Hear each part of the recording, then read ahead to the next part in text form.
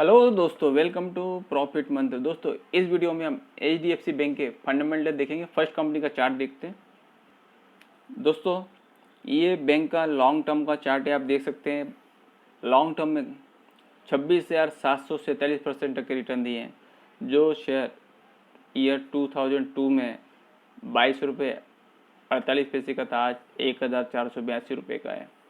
और आप चार्ट देखेंगे, फुल अप ट्रेंड में चार्ट दिखता है। ये पेंडेमिक में अपना देख सकते हैं, यहाँ पे करेक्शन हुआ और उसके बावजूद भी अभी आप ट्रेंड में, और पेंडेमिक का पहले का जो हाई था उसके ऊपर है अभी शेयर।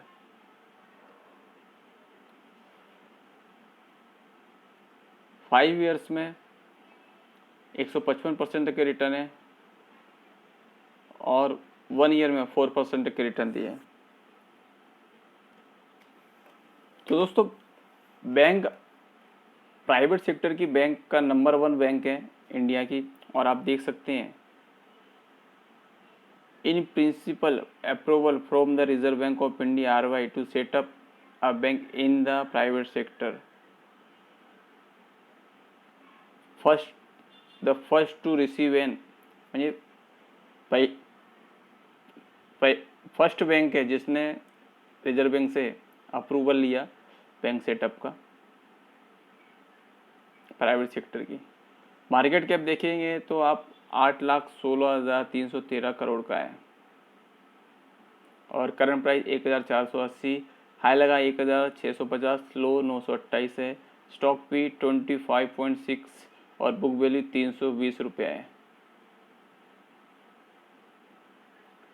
डिविडेंड यील्ड 0% है और ROC 6.76%, ROE 18% है और फेस वैल्यू 1 रुपये है अभी, यानी स्प्लिट होने का कोई चांस नहीं है।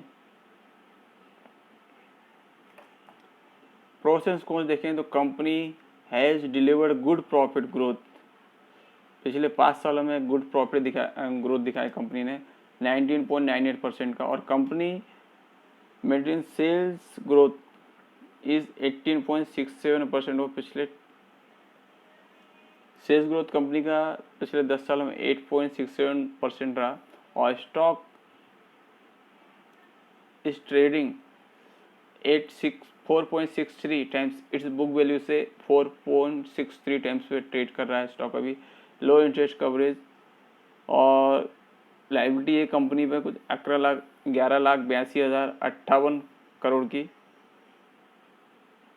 कंपनी माइट भी कैपिटलाइज द इंटरेस्ट कॉस्ट और earning included other income of 27,332.88 crore. Quarterly results देखेंगे तो जून 2019 में कंपनी का सेल्स यानी रेवेन्यू बोल सकते हैं 29,176 का था, जो आप क्वार्टर बेसिस पे देखेंगे तो आप ट्रेड में है। और मार्च 2021 में 32,607 करोड़ का कंपनी का रेवेन्यू आया बैंक का। एक्सपेंसेस देखेंगे तो कंपनी के आप जून 2019 में 10,512 करोड़ थे और दिसंबर 2020 में 13,503 और मार्च 2021 में 15,561 के एक्सपेंस है। तो इस वजह से आप देखेंगे फाइनेंसिंग प्रॉफिट है जो मार्च 2021 में 2,963 करोड़ था, जो लास्ट क्वार्टर से कम है। लास्ट क्वार्टर में 3,826 था। एक्सपेंसेस बढ़ने के कारण कंपनी के प्रॉफिट पे असर पड़ा है।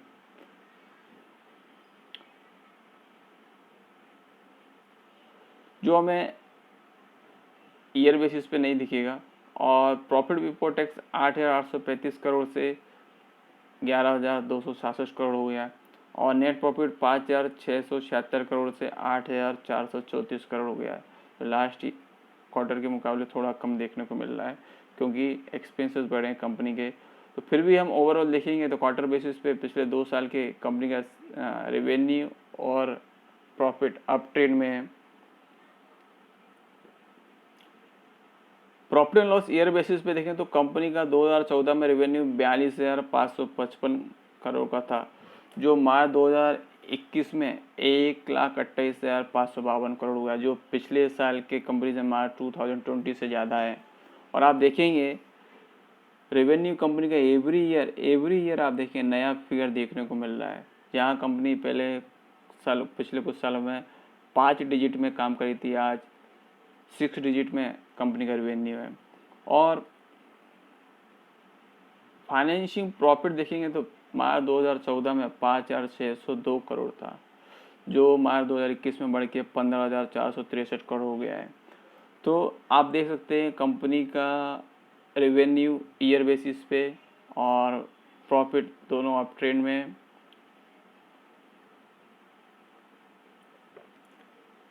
प्रॉफिट बिफोर टैक्स मार्च 2014 में 13,211 था, जो मार्च 2021 में 42,796 हो गया। और नेट प्रॉफिट 8,743 करोड़ से बढ़ के 31,833 करोड़ हो गया। तो आप देख सकते हैं नेट प्रॉफिट 4 डिजिट से 5 डिजिट में अभी कंपनी काम कर रही है।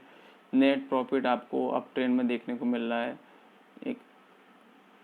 और अर्निंग पर शेयर देखेंगे तो लास्ट ईयर 49.70 था, जो इस साल का लास्ट ईयर में 57.74% देखने को मिल रहा है। और डिविडेंड इस साल कंपनी ने दिया नहीं है, पर पिछले साल में डिविडेंड दिया है। लास्ट ईयर 5% था, हाईएस्ट दिख रहा था, ये 19% तक ही दिख रहा है हाईएस्ट। कंपाउंडेड सेल्स ग्रोथ पिछले 10 सालों में 20% रहा, last year 5%। Compounded profit growth पिछले 10 साल में 23%, लास्ट ईयर 17%। और स्टॉक प्राइस CAGR पिछले 10 साल में 20%, 5 ईयर्स 21%, 3 ईयर्स 13% और लास्ट ईयर 50%। इक्विटी पे रिटर्न देखेंगे तो पिछले 10 साल में 18% है, 5 ईयर्स में 18%, 3 ईयर्स में 17% और लास्ट ईयर भी 18% है। रिजर्व देखेंगे तो एज ऑन मार्च 2020 कंपनी पे 1,75,810 करोड़ के रिजर्व हैं। और कंपनी पे कर्ज भी है 13,33,041 करोड़ का। Cash flow as on March 2020 में 33,474 करोड़ की कैश है, नेट कैश कंपनी पे।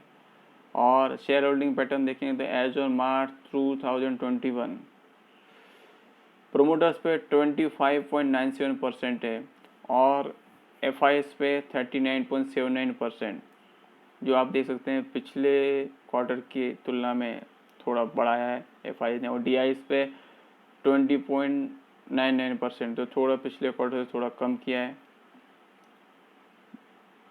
और गवर्नमेंट पे 0.24%, पब्लिक पे 13.01% है। तो आप देख सकते हैं अच्छा खासा FIDIs गवर्नमेंट का भी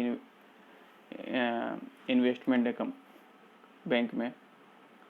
देखते हैं कंपनी बैंक ने शेयर प्लेस तो नहीं रखे। दोस्तों जैसा कि हमने शेयर होल्डिंग पैटर्न देखा, प्रोमोटर्स पे 25.97% और पब्लिक DIFIs में 74.03% है। ये कंपनी का फेस वैल्यू स्प्लिट हुआ 2 रुपये से 1 रुपये में आया 19 सितंबर 2019 में। और डिविडेंड कंपनी ने 5 रुपये पर शेयर 1 अगस्त 2019 को दिया, 15 रुपये पर शेयर 20 जून 2019 को है, 13 रुपये पर शेयर 31 मई 2018 को और 11 रुपये पर शेयर 29 जून 2017 को है। ऐसे कंपनी ने डिविडेंड दिया है। और प्रोमोटर्स पे जो 25.97% है, तो उन्होंने एक भी शेयर प्ले ही नहीं रखा है, एक अच्छी बात है। और डिलीवरी आज कितने उठा है वो भी देख लेते हैं। तो आज देखने को मिल रहा है 46.71% का डिलीवरी उठाया है। तो इन्वेस्टर ने आज थोड़ा डाउन हुआ शेयर, उसका अच्छा फायदा हुआ लेते हुए दिख रहा है।